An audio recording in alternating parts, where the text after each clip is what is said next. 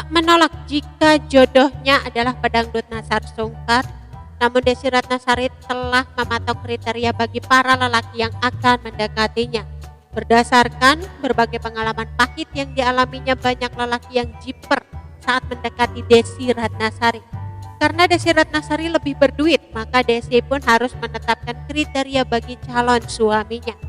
Secara finansial, penghasilan calon suami harus lebih dari dirinya, agar tidak minder saat jalan bersamanya. Untuk urusan ekonomi, lebih dari penghasilan Desy Ratnasari sangatlah penting baginya.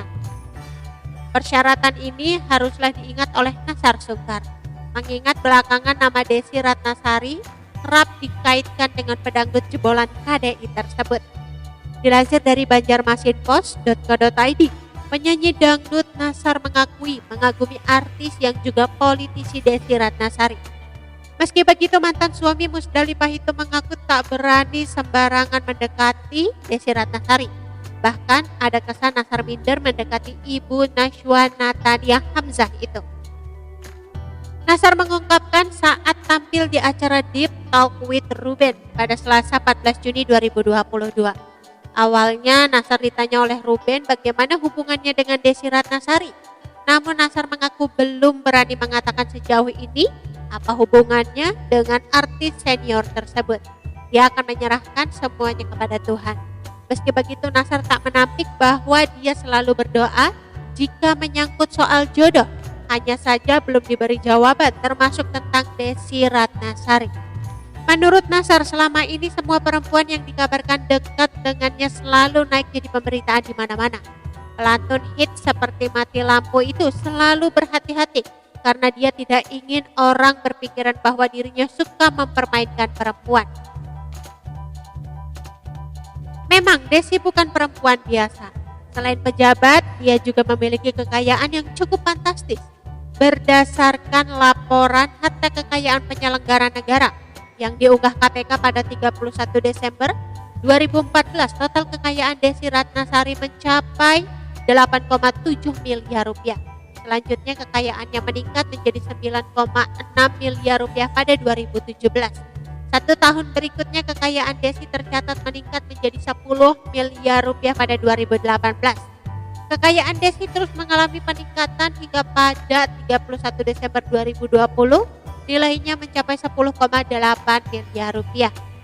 Kekayaan milik Desy meliputi kepemilikan atas 6 bidang tanah dan bangunan di Jakarta Selatan dan Sukabumi.